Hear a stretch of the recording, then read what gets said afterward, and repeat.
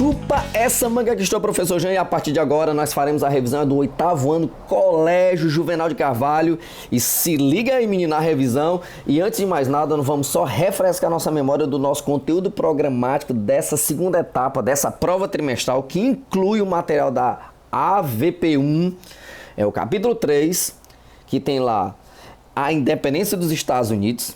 No próprio capítulo 3, nós temos também a Revolução Francesa e o capítulo 4, que é o inédito, a Revolução Industrial. Sem esquecer do projeto Filme História, que é filme mais história, e aí o filme que será cobrado é o Tempos Modernos.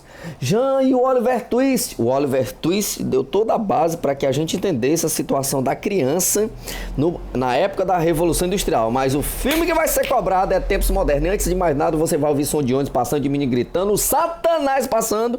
Mas você presta atenção em quem?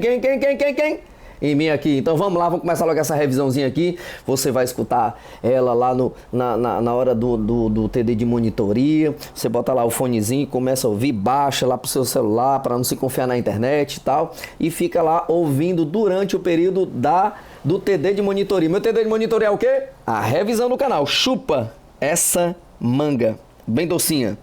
Então vamos lá, vamos arrochar esse negócio? Então, entre os capítulos que estão, você não pode deixar de estudar a sua AVP1. Pega a AVP1, tá certo? E dá uma sacada que você já sabe o que é que eu vou fazer, né? Porque ela entra como revisão no material da trimestral. E aí, uma coisa importante, só para a gente destacar daquilo que já foi cobrado no material anterior, a própria colonização inglesa das colônias da América do Norte, tá certo? Ela tratava-se de colônias de povoamento. Então, foi colonizado por europeu também, assim como foi na América Portuguesa, né? Só que o contexto dos caras, eles estavam fugindo de perseguições e tá passando a mobilete aí, ó. Vai comendo aí, mas presta atenção agora em mim. Então, você sabe que o processo de colonização inglesa nas colônias da América do Norte, as colônias de povoamento, elas foram colonizadas por europeus, como eu estava dizendo, e eles estavam fugindo de perseguições religiosas. A tal da reforma... Vai, completa! Protestante, companheiro.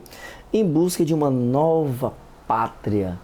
Tá certo? Que ele chamava a Nova Inglaterra, a Nova Jerusalém. E aí vai, chupa essa manga. Tá bom? Tranquilo? Uma coisa importante sobre a Revolução Francesa, aquela lá de 1789, que durou 10 anos, até 1799. Tá certo? E que teve aquelas várias fases. Eu fiz aquela coisa linda lá na lousa, lá, fazendo as divisões, as etapas todinha da Revolução Francesa, os 10 anos da Revolução Francesa, cronologicamente falando. Mas grande parte dos acontecimentos e as grandes decisões que foram tomadas durante a Revolução Francesa foram realizadas por quem?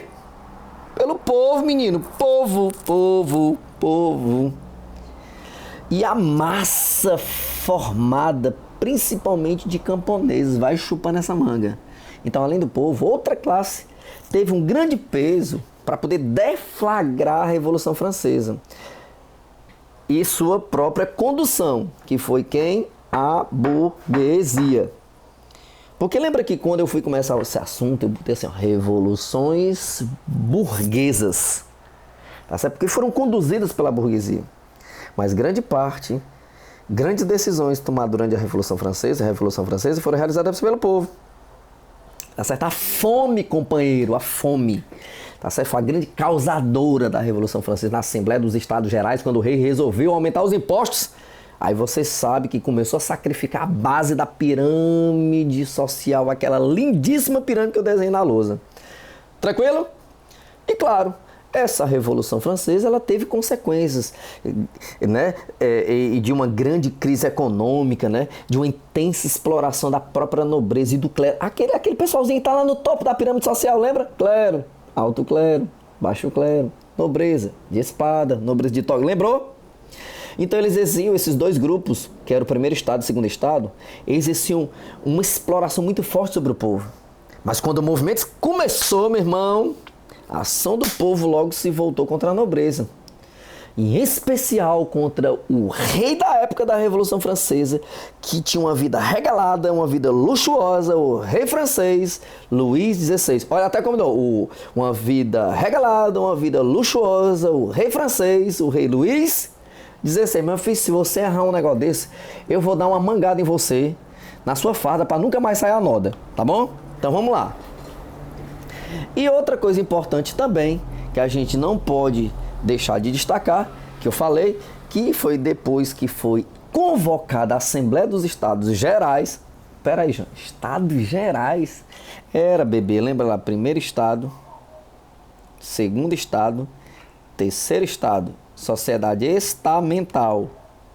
Chupou a manga aí, bem docinho agora. E aí o que é que acontece? Uma assembleia foi convocada nos momentos de crise econômica da França, tá certo? Que se reunia os representantes dessas três classes, desses três estados, para debater suas soluções. Algo que foi que o cara fez, o rei francês, Luís XVI, vamos aumentar os impostos? E aí, meu amigo, você já sabe o que é que deu, né? A galera foi até a fortaleza da Bastilha, meu amigo, e foi um quebra-quebra nas ruas de Paris, foram bater na famosa,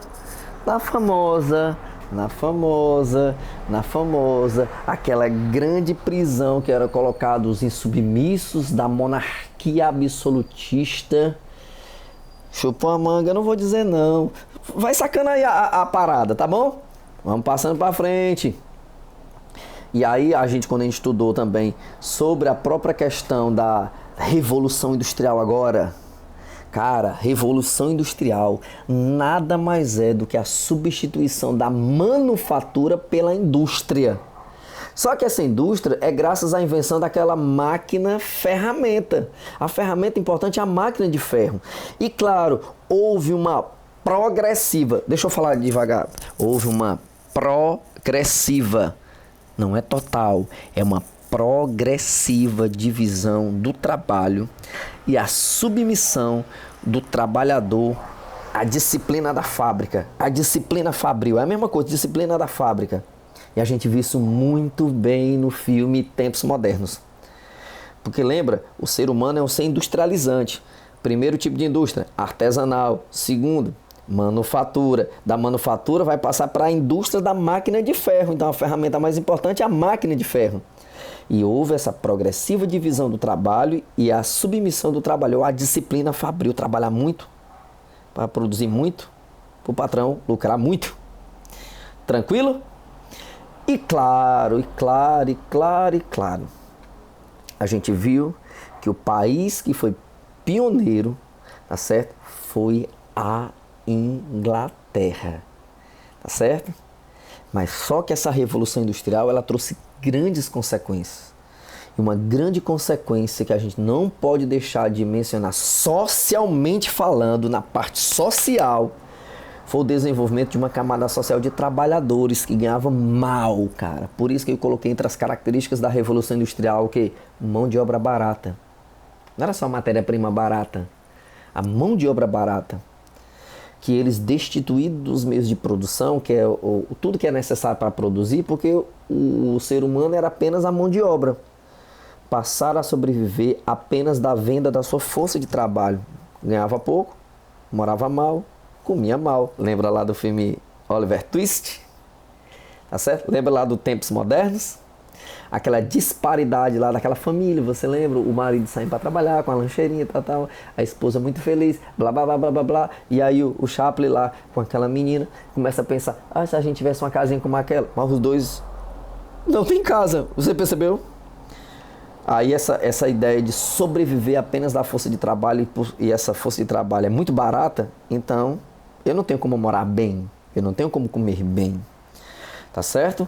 Então, e claro, foram construídas grandes unidades fabris, grandes fábricas e uma intensa divisão do trabalho, porque isso era importante, porque dividindo o trabalho acelerava a produção, dividindo o trabalho intensamente aumentava a produção, tá certo?